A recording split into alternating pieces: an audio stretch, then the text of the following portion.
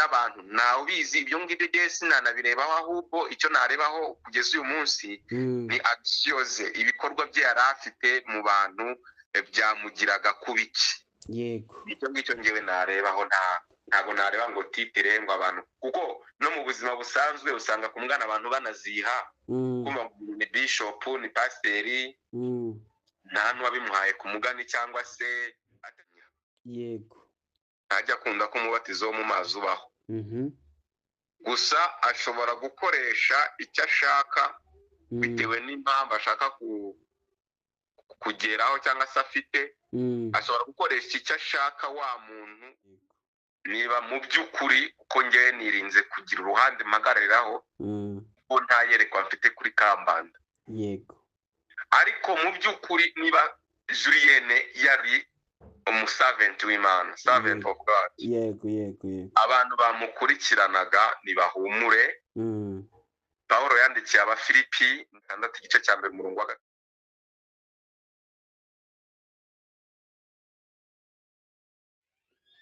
Yesu ashimwe cyane Jonas. Yesu ahimbazwe cyane iteka. Mumeze neza? Tumeze neza turashima Imana pe.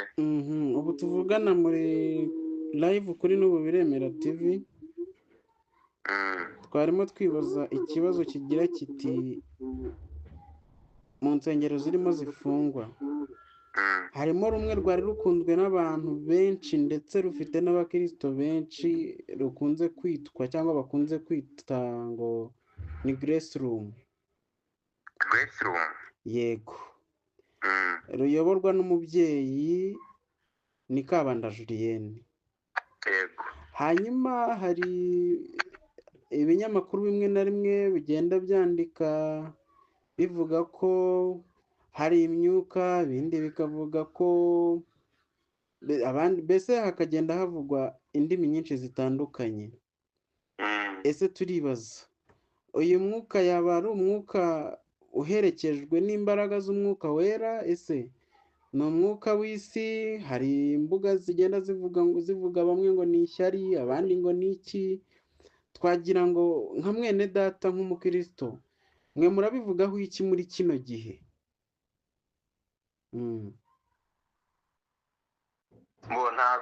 ntago njye nigeze mfata igihe cyo kugenzura cyangwa ntekereze ku bikorwa bya Grace Room mbere y'uko ifungwa.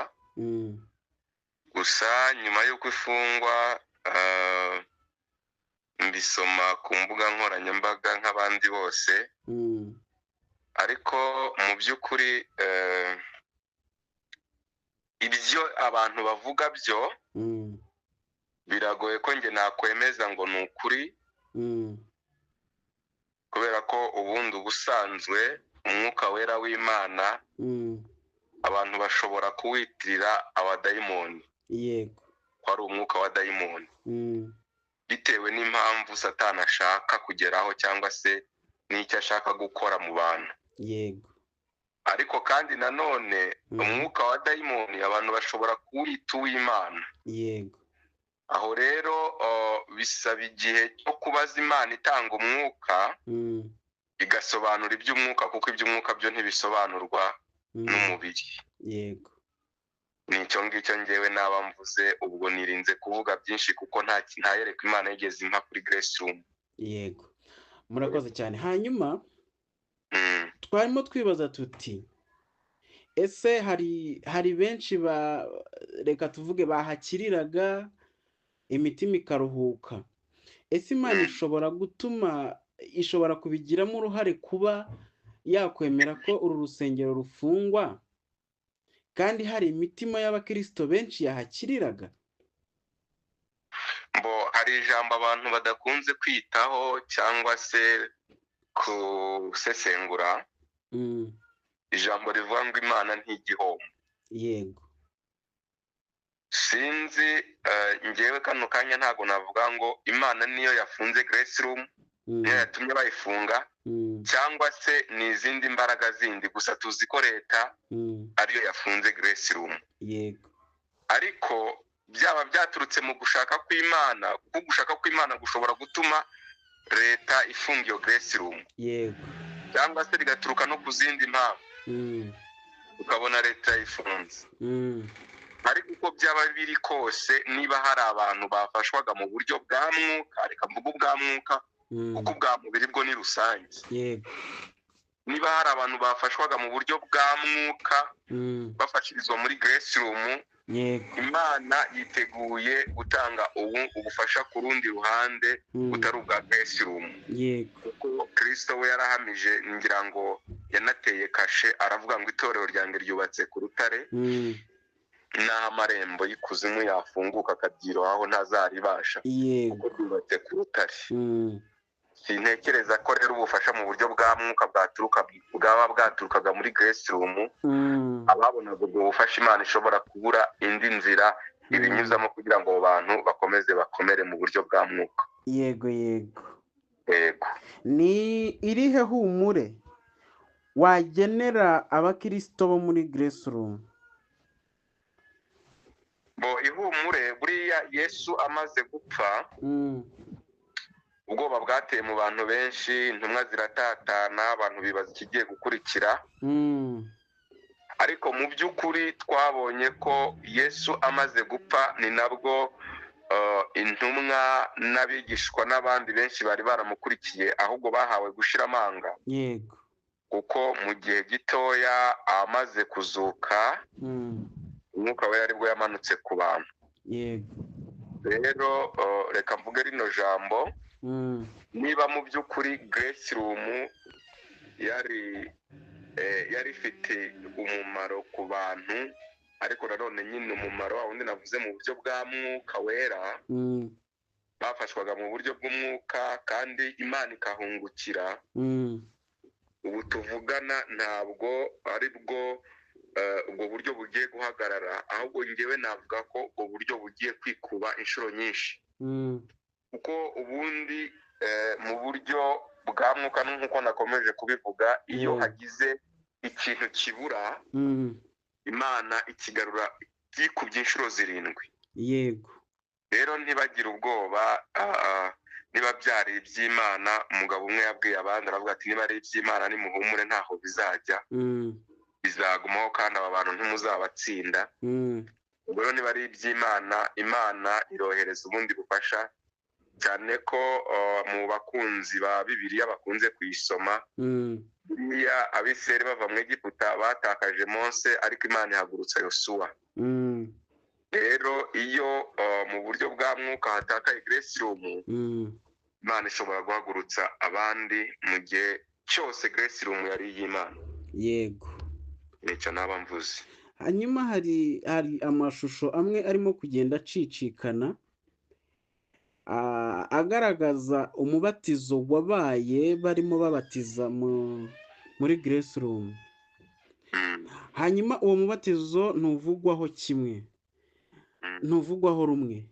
Nge nakwibaza ijambo rimwe rivuga riti, ese hari umubatizo wo mu mazi ushobora reka mvuge ngo ushobora gushyigikirwa na Sekibi?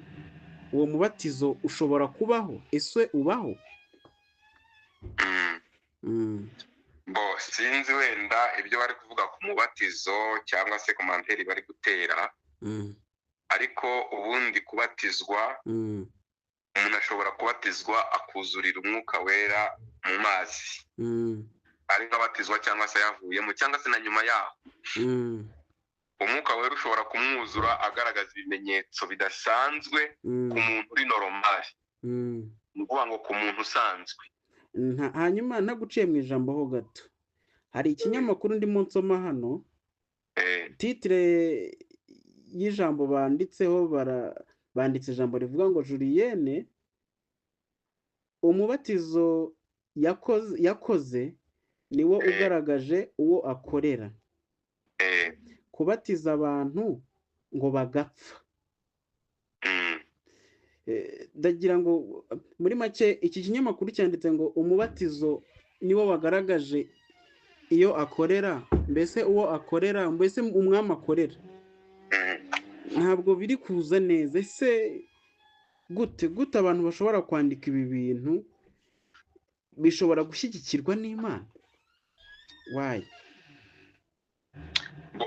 mu isi ya media kandi kuri media abantu bashyiraho ibyo bashaka gushyiraho ariko kandi sinzi ko hari n'ikinyamakuru kigeze cyandika kigaragaza ko muri Grace Room hari umuntu babatije agapfira mu mazi nkuko ubisomye kuri icyo kinyamakuru igihe ntabyo nigeze mbona kereka wenda hari abandi babibonye ariko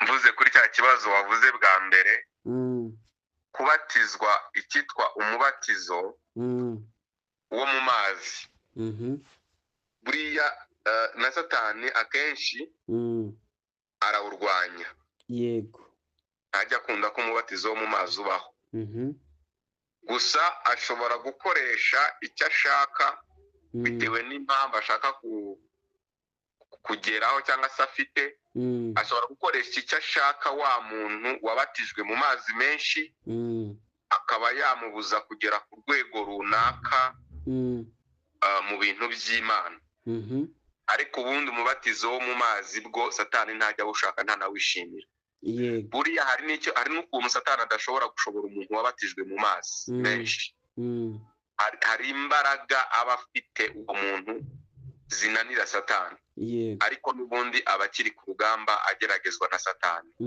uko tubizi ku bantu bose b'Imana urwo rugamba rwo baba baruriho yego rero Satani uwo mubatizo ntajya awugira ariko ashobora kuba yagerageza mu buryo bumwe cyangwa ubundi umuntu wabubatijwe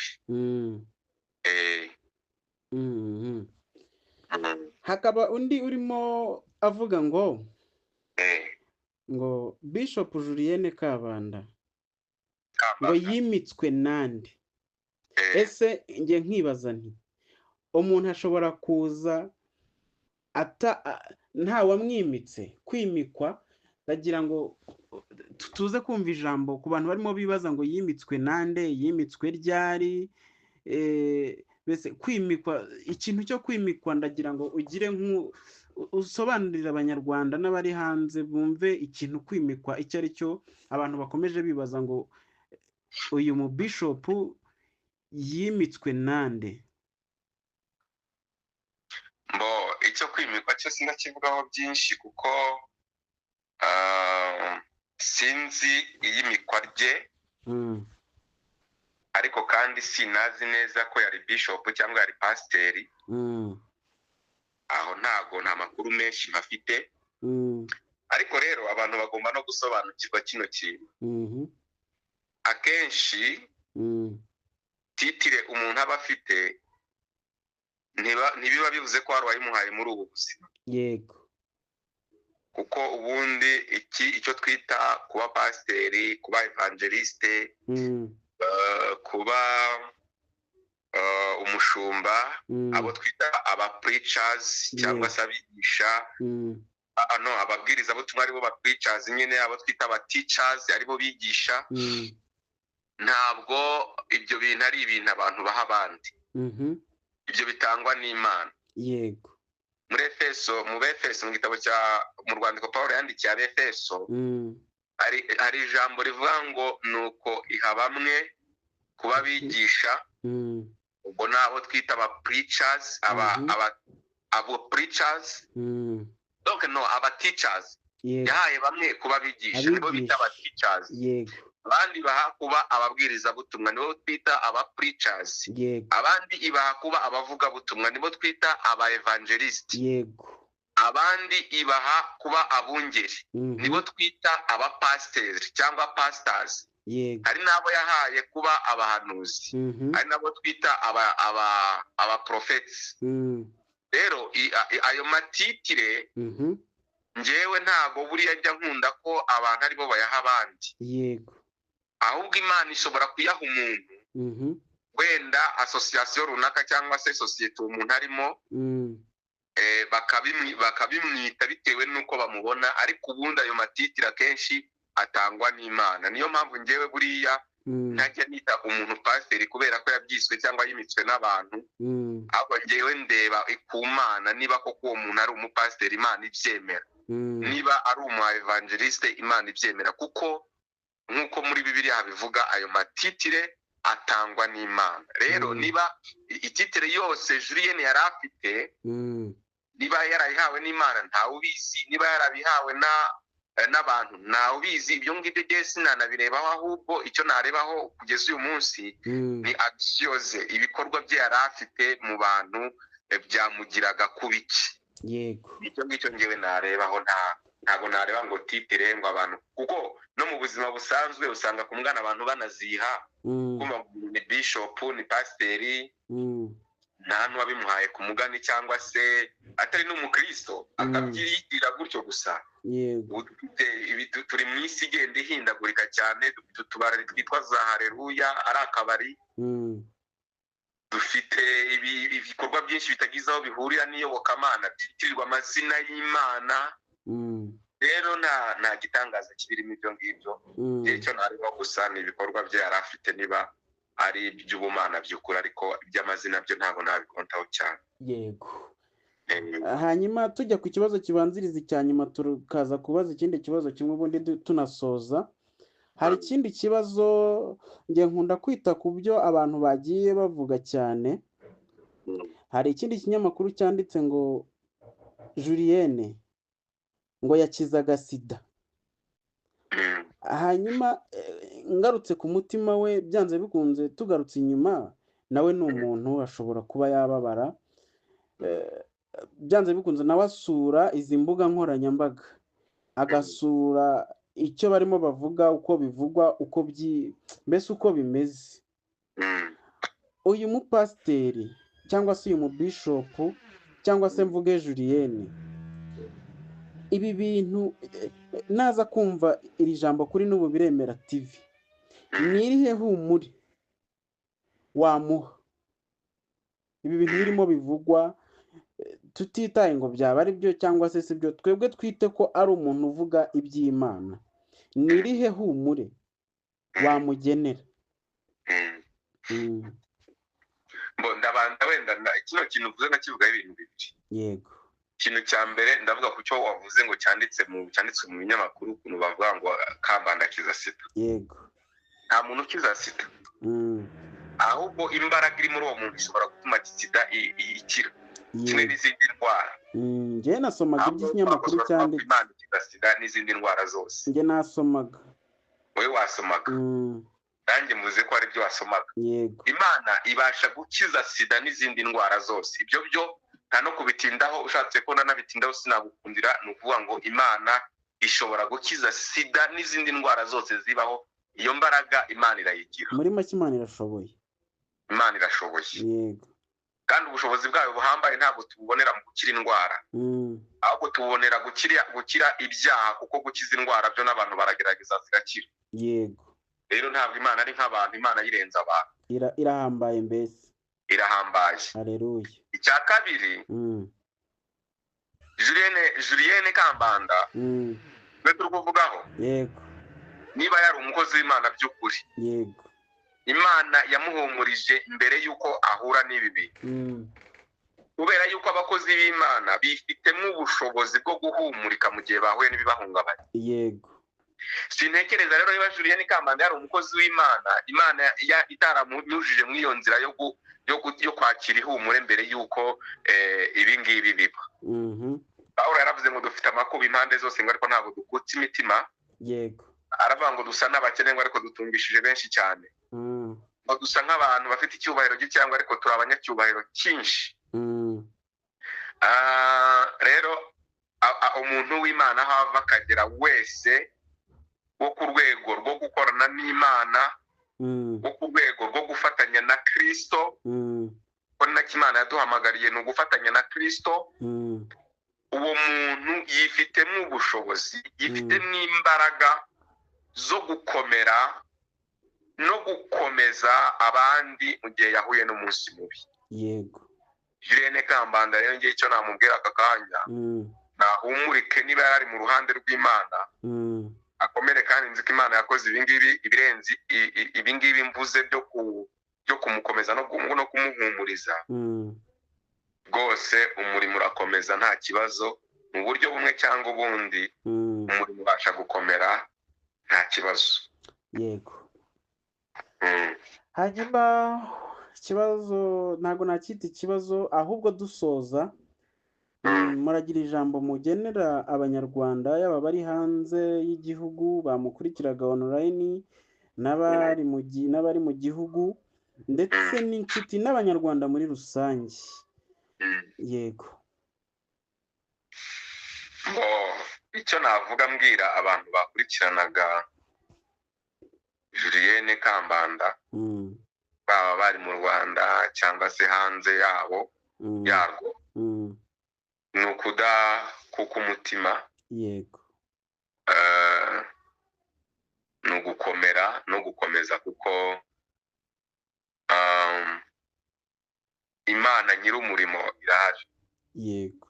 Niba mu by'ukuri uko ngewe nirinze kugira uruhande mpagarariraho ko nta yerekwa mfite kuri Kambanda. Yego. Ariko mu by'ukuri niba Julienne yari umusaventi w'Imana, servant of God. Yego. Abantu bamukurikiranaga nibahumure. Pawulo yandikiye Abafilipi ndibwira ni 1:6 igice cya 1 umurongo wa 6 arababwira ngo iyatangije umurimo ukomeye muri mwe izawukurikirana, izawusohoza. Rero ntabwo aka kanya navuga ngo umurimo urarangiye, kandi abari bafite uburyo bavoma kwa Julienne Kambanda, Imana yiteguye gucukura andi mayira ndetse yamaze no kuyacukura kugira ngo bakomeze kandi bakomere mu byamwuka badahungabanye. Yego. Nubwo bitabura kubakoraho cyangwa se kubatushaho ibi byabaye ku Kambanda. Yego. Ariko nibahumure, Imana nyir'umurimo irahari. Yego. Nicyo navuga, kandi rwose bihangana. Uravuze ngo nimba ari Imana ifite izindi nzira izabinyuzamo. Yego. Reka tubashimire cyane. Yego. Murakoze cyane, mukomeze kugira ibihe byiza. Yari n'ubu Biremera TV, niko iki kinyamakuru cyitwa. Tuzongera tubonane. Murakoze cyane kandi shuje abakunzi ba Biremera TV bose. Murakoze cyane. Murakoze.